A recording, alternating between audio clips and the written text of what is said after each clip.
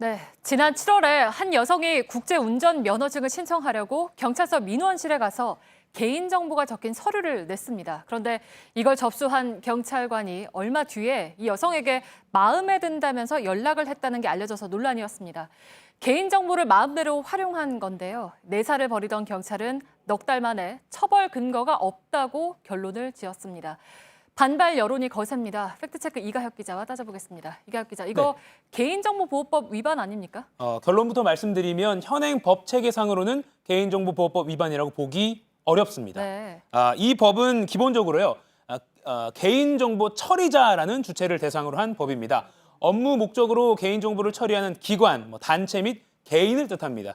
여기에 소속돼서 일하는 직원은 개인정보 취급자라는 명칭으로 따로 구분을 하고 있습니다. 네. 이 지위를 받아서 일하는 직원에게까지 책임을 너무 물으면 좀 과잉 처벌이 될 수도 있다. 이런 취지에서 나눠 놓은 겁니다. 그래서 이번 사건에 이걸 대입해 보면 개인정보 처리자는 해당 경찰서가 되고요. 무리를 일으킨 경찰관, 그 A 순경은 개인정보 취급자로 분류됩니다. 네. 그러면 개인정보 취급자라고 분류가 된 사람들은 모든 처벌을 다 피하는 겁니까? 그렇지는 않습니다. 그렇게 주체를 이렇게 구분해 놓으면 이 소속 임직원들이 개인정보를 침해하는 건 처벌 못하는 것 아니냐 이런 비판이 나올 만하죠. 그래서 처벌의 문을 좀 넓혀놓은 조항이 있긴 있습니다. 이 조항입니다. 개인정보를 처리하거나 처리하였던 자라고 주체를 좀 넓혀서 새로운 용어를 쓰고 있죠. 여기엔 A 순경도 해당합니다.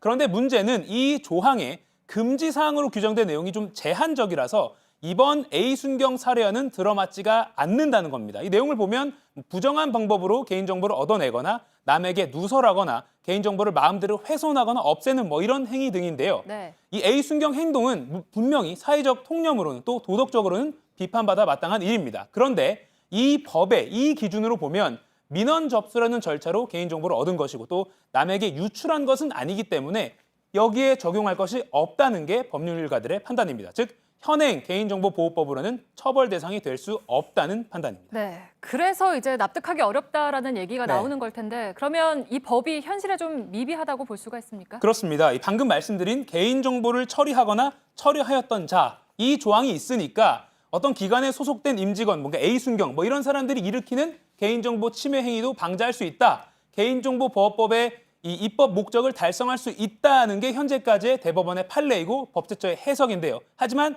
이번 A 순경의 사례로 볼 때 이 법이 충분하다고 말하기가 어려워진 겁니다. 다만 A 순경은 이 공무원의 품위 유지 의무를 규정한 공무원법을 어겼다 이렇게 판단할 수 있습니다. 경찰도 A 순경에 대해서 징계 절차를 밟을 계획입니다. 네. 그러니까 행정기관이 개인정보를 잘 처리하는지에 대한 불신이 커지는 거 아닐지 모르겠습니다. 팩트체크 이가혁 기자였습니다.